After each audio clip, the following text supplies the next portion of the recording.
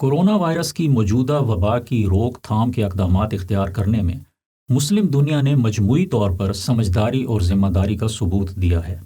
تاہم ہم میں سے بہت سے لوگ ایسے ہیں جو اس وبا سے متعلق کچھ غلط فہمیوں کا شکار ہیں، اور بعض ایسے بھی ہیں جو غیر ذمہ داری کے مرتکب ہو کر نہ صرف اپنے لیے بلکہ دوسروں کے لیے بھی خطرات و نقصانات پیدا کرنے کا باعث بن رہے ہیں۔ مسلمانوں کے اندر موجود ایسے تین طرح کے لوگ قابل ذکر ہیں۔ ایک وہ جو یہ سمجھتے ہیں کہ اس وبا کا حل صرف سائنس کے پاس ہے۔ دوسرے وہ جو صرف مذہب کو ہی اس وبا کا حل سمجھتے ہیں، اور تیسرے وہ جو توکل اور بے خوفی کے غلط معنی سمجھے ہوئے ہیں۔ اس میں کوئی شک نہیں کہ سائنس کا علم اللہ تعالیٰ کی انسانوں کو عطا کردہ ایک عظیم نعمت ہے۔ سائنس کی ترقی سے انسان ایسی بہت سی باتیں جان کر جنہیں وہ پہلے نہیں جانتا تھا، طرح طرح کی آسائشیں ایجاد کرنے کے ساتھ ساتھ بہت سی بیماریوں کے علاج بھی دریافت کر چکا ہے۔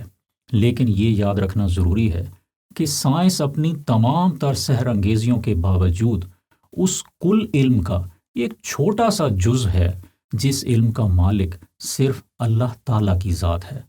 وَلَا يُحِيطُونَ بِشَيْءٍ مِّنْ عِلْمِهِ إِلَّا بِمَا شَاءَ، اور لوگ اللہ کے علم کی کوئی بات اپنے علم کے دائرے میں نہیں لا سکتے سوائے اس بات کے جسے اللہ خود چاہے۔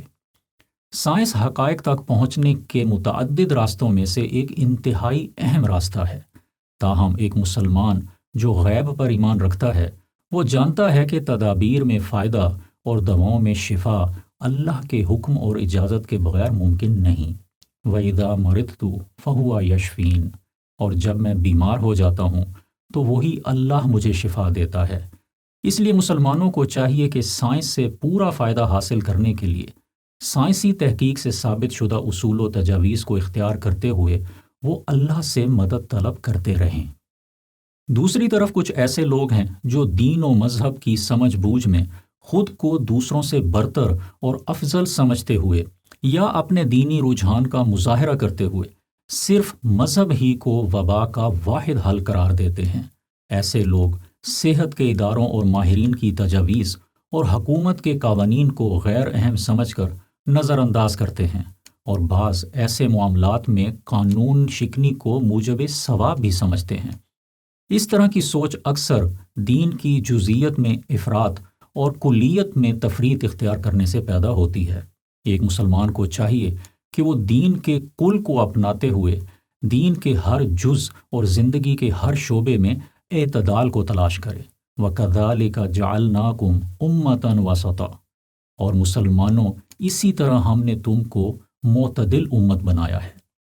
قرآن صحت و شفا کی اہمیت کو بڑی صراحت کے ساتھ اجاگر کرتا ہے۔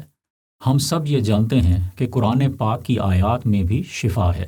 سورہ فاتحہ کا تو ایک نام ہے الشفا۔ رسول کریم صلی اللہ علیہ وآلہ وسلم کا ارشاد ہے کہ سورہ فاتحہ ہر بیماری کا علاج ہے۔ لیکن غور کریں کہ جو قرآن خود سراسر شفا ہے، وہی قرآن ہمیں مادی اشیاء میں بھی شفا تلاش کرنے کا حکم دیتا ہے۔ چنانچہ قرآن ہمیں تعلیم دیتا ہے کہ شہد کی مکھی کے پیٹ سے وہ مختلف رنگوں والا مشروب نکلتا ہے جس میں لوگوں کے لیے شفا ہے، اور یقیناً اس میں بھی ایک نشانی ہے ان لوگوں کے لیے جو غور و فکر کرتے ہیں۔ رسول کریم صلی اللہ علیہ وسلم نے بیماری میں اللہ تعالیٰ سے شفا مانگنے کے ساتھ ساتھ دوا اور پرہیز کو نہ صرف خود اختیار کیا بلکہ دوسروں کو بھی ایسا ہی کرنے کی تلقین کی۔ اسی طرح رسول اکرم صلی اللہ علیہ وسلم نے کسی وبا زدہ علاقے میں داخل ہونے یا باہر نکلنے سے بھی منع فرمایا تاکہ وباؤں کو پھیلنے سے روکا جا سکے۔ سائنس اور مذہب کی دو الگ الگ انتہاؤں کو اختیار کیے ہوئے ان دو طرح کے لوگوں کے علاوہ کچھ لوگ ایسے بھی ہیں جو توکل میں غلط فہمی کا شکار ہیں۔ ایسے لوگ اکثر یوں بھی کہتے ہیں کہ جی ہم تو کورونا سے نہیں ڈرتے، ہم صرف اللہ سے ڈرتے ہیں۔ صحیح بخاری اور صحیح مسلم کی ایک حدیث کا مفہوم ہے کہ رسول اکرم صلی اللہ علیہ وسلم نے فرمایا کہ جذام کے مرض میں مبتلا شخص سے ایسے دور رہو جیسے تم شیر سے دور بھاگتے ہو۔ ذرا سوچئے کہ رسول کریم صلی اللہ علیہ وسلم کن سے مخاطب تھے؟ صحابہ کرام سے۔ تو کیا ہم توکل کرنے اور اللہ پر بھروسہ رکھنے میں صحابہ رضی اللہ تعالی عنہم سے بڑھ کر ہیں؟ مقصود یہ تعلیم فرمانا بھی ہے کہ احتیاطی اور حفاظتی تدابیر اختیار کرنا بھی دین ہی کا حصہ ہے۔ توکل کا مطلب یہ ہرگز نہیں کہ اسباب کو اختیار نہ کیا جائے، بلکہ توکل کا مطلب یہ ہے کہ اسباب کو اس یقین کے ساتھ اختیار کیا جائے کہ دنیاوی و اخروی تمام اسباب اور معاملات میں نفع اور نقصان کا مالک صرف اور صرف اللہ تعالیٰ کی ذات ہے۔ حضرت انس بن مالک رضی اللہ تعالیٰ عنہ فرماتے ہیں کہ ایک شخص نے رسول اللہ صلی اللہ علیہ وسلم سے پوچھا، کیا اونٹنی کو باندھ کر توکل کروں یا بغیر باندھے؟ آپ صلی اللہ علیہ وسلم نے ارشاد فرمایا، باندھو اور اللہ پر بھروسہ رکھو۔ ایک مسلمان کے لیے یہ جائز نہیں کہ وہ دین کی صرف ان تعلیمات کو اختیار کرے جو اس کے اپنے ذہن اور جذباتی رجحان کے موافق ہوں۔ اسلام ایک مکمل ضابطۂ حیات ہے، اس لیے صحت و شفا سے متعلق اسلام کی مکمل تعلیمات کو اختیار کرتے ہوئے ایک مسلمان کے لیے ضروری ہے کہ وہ وبا سے نجات کے لیے دعا کرتے رہنے کے ساتھ ساتھ متعلقہ اداروں اور ماہرین کی وبا کو پھیلنے سے بچانے کی تمام تجویز کردہ تدابیر کو پوری طرح اختیار کرے اور اپنے ملکی قوانین کا پابند رہے۔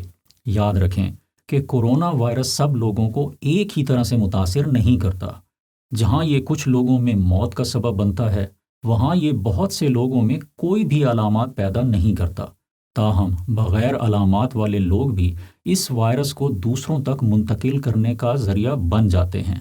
اچھی طرح سمجھ لیں کہ اگر آپ کورونا وائرس کی وبا سے متعلق حکومت اور اداروں کی ہدایات پر عمل نہیں کرتے تو آپ نہ چاہتے ہوئے اور نہ جانتے ہوئے بھی بہت سے انسانوں کی بیماری اور موت کا باعث بن رہے ہیں۔ اس لیے جو لوگ SOPs میں غیر ذمہ داری اختیار کیے ہوئے ہیں، ان سے گزارش ہے کہ خدا را سوچ کے محدود دائروں سے باہر نکل کر اللہ تعالیٰ کے آفاقی نظام کو سمجھنے کی کوشش کریں اور خود کو، اپنے چاہنے والوں کو اور اللہ کی تمام مخلوق کو وبا سے نجات دلانے میں اپنا دینی، اخلاقی اور سماجی کردار ادا کریں۔ آپ جہاں کہیں بھی ہیں، اپنے ملک کے قانون کے مطابق SOPs پر عمل کریں۔ ایسا نہ ہو کہ روز قیامت آپ کو پتہ چلے کہ کئی ظلم اور کئی قتل آپ کے نامہ اعمال میں درج ہیں۔ اللہ تعالی ہم سب کو اپنے حفظ و امان میں رکھے اور ہمیں اپنی ذمہ داریاں پوری کرنے کی توفیق عطا فرمائے۔ آمین۔ مجھے اپنی دعاؤں میں یاد رکھیں۔ السلام علیکم۔